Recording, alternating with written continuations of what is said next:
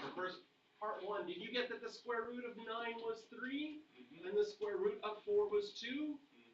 And with those numbers, those are the only ones that work. For the same number, did you get the square root of 1 is 1? And the square root of 0 is 0. And those are the only two that work.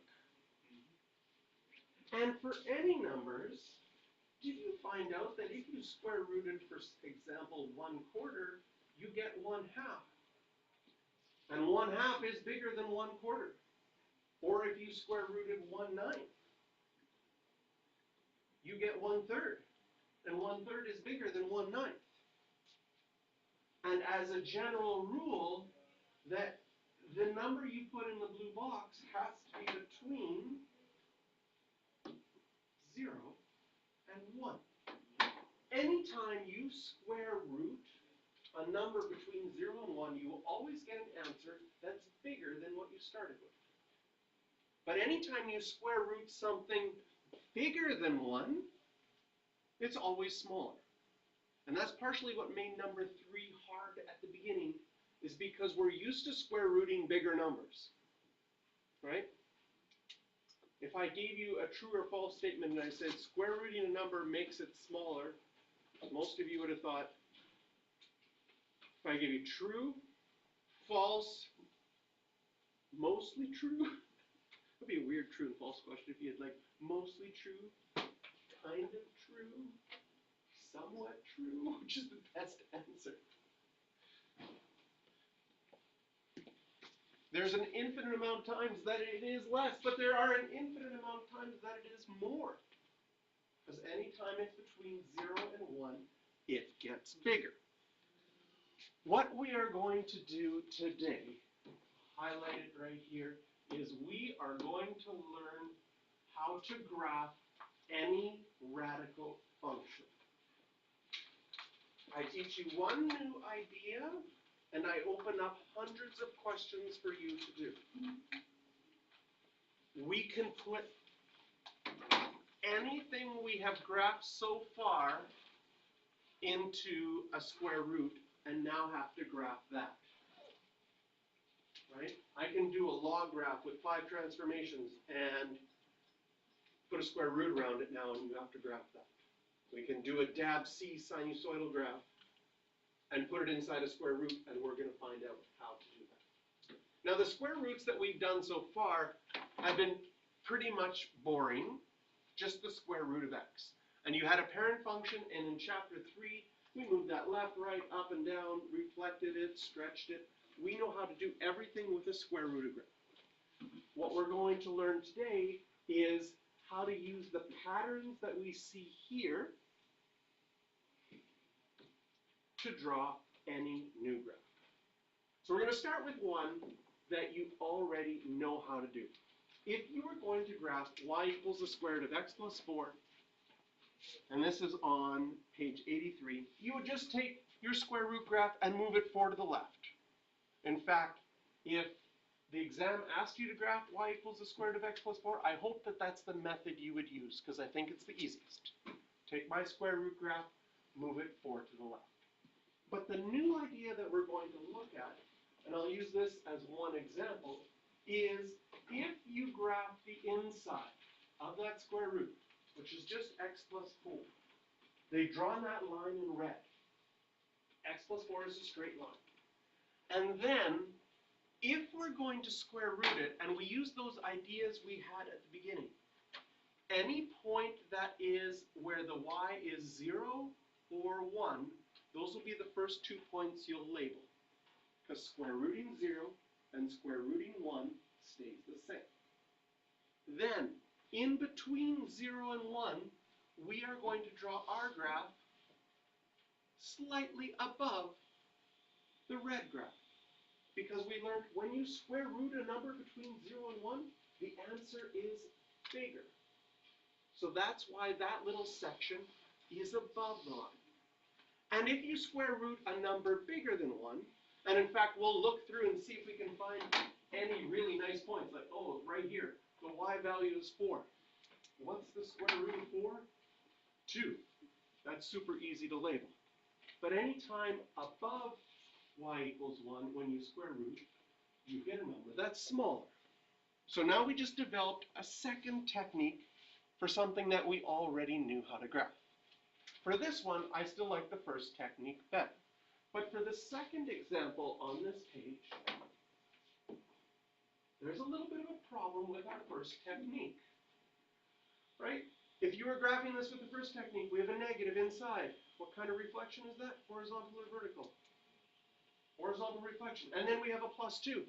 Plus 2 is a horizontal or vertical translation? Horizontal. Horizontal. And the plus 2 would mean you would go 2 to the left. But that's wrong in this situation. It actually goes 2 to the right. Why? Because if you were doing this, oh, go on around. If you were doing this using chapter 3, you'd have to remember, oh, I have to write it in factored form. The thing that you guys always forget, right? And then it would be 2 to the right. But if we use the new technique, and the new technique says, take the equation inside the square root and graph that first. Negative x plus 2, y equals mx plus b, y-intercept of 2, slope of negative 1. We've got our straight line. Then we go to our straight line and find wherever the y value is 0 and wherever the y value is 1, those points are going to stay the same. Because square rooting 0 and square rooting 1 is exactly the same. Between 0 and 1, our graph is slightly above the red line. And afterwards, we can even look if there's any nice points. Yep, here's 4. So the square root of 4 is 2. It's going to be below. So if we can draw the inside graph, then we can draw everything. Another thing to notice, okay, I'm going to highlight it here. Notice that the red graph would keep on going in this direction, but the blue graph doesn't exist in this direction. Why does that happen? You can't square root a negative number. So if your original graph is negative, your square root graph will not exist. So to summarize this, and this summary I think for you is on page 84.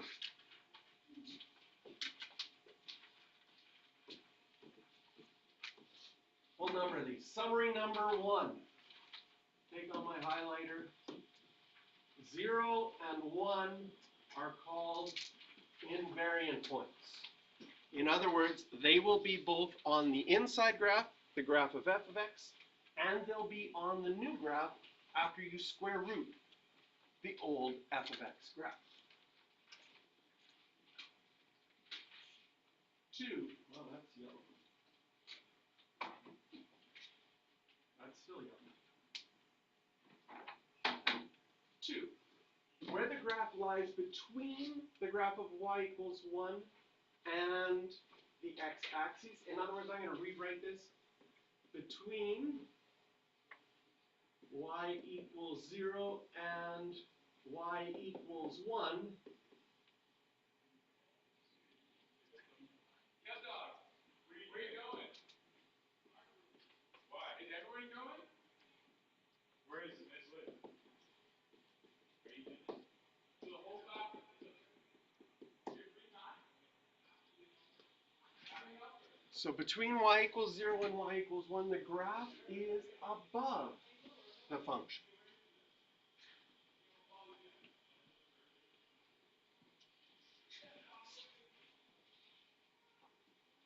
That's an important one. This one's pretty obvious. In fact, in this one, if it's above, it's going to be below. But I like to put in brackets here. If you can label some nice points, do that. Like if you have a 4 for your y value, it's easy to square root of 4 is 2. Label that point. Any nice points are nice to label. And number 4, which we just talked about, you can't square root negative. That is not possible. So these are our ideas. If we can find the invariant points, draw the graph slightly above, between 0 and 1, find some nice points and draw the graph below after 1, make sure we don't graph anything where the original function was negative, we now can graph the square root of anything. So we'll go to example 1.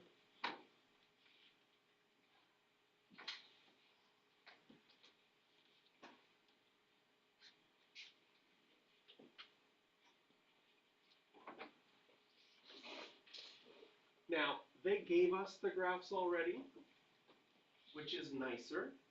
This question could have not given you the graph, and this question would have looked like this. So I look at this line, I see it as y-intercept of 4 and a slope of 2. Would you agree that that equation would be y equals the square root of 2x plus 4? The inside graph is 2x plus 4. If you had this question, your job would be to first draw the 2x plus 4 line. Then look at your graph and highlight where the y value is 0 and highlight where the y value is 1. Next, between 0 and 1, draw your graph slightly above. And for this, there are a couple of mistakes that can happen. So I'm going to show you a couple mistakes. Okay? Don't go too high. It can't go past 1. It's between 0 and 1. It's got to stay between 0 and 1. That was way too high. But sometimes it's tempting to go a little bit high. Also, don't exaggerate it being above. Don't go back in time. This will also lose you a half a mark.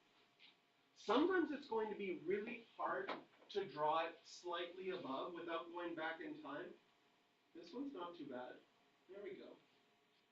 But often your line will almost look like it's right on top of the other line, and they won't take off a mark for that because you won't have much room.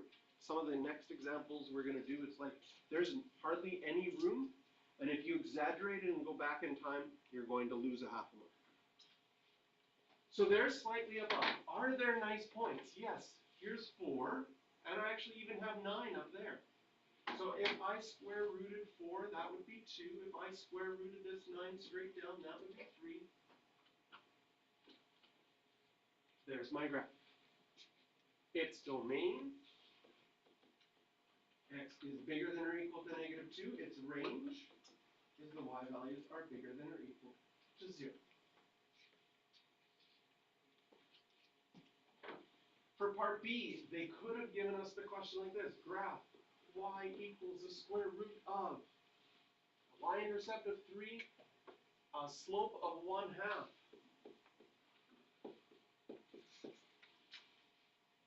I think this is a great example. You could do that with transformations. -1/2, thank you, it's going down. You could do this with transformations, but you would have to factor out the -1/2 to make your translation 6 to the right. A little bit tricky. It's sometimes easier to first graph what's inside. And once you've graphed what's inside, now we label. Where is it 0? Where's the y value 1? Those 2 points are going to be the invariant points. Then between 0 and 1, this one's actually quite easy to connect those 2 and go slightly above. This one, we don't have, I mean, I could extend, right? I could extend it to right there and say, there I have 4, so I have a nice point of 2.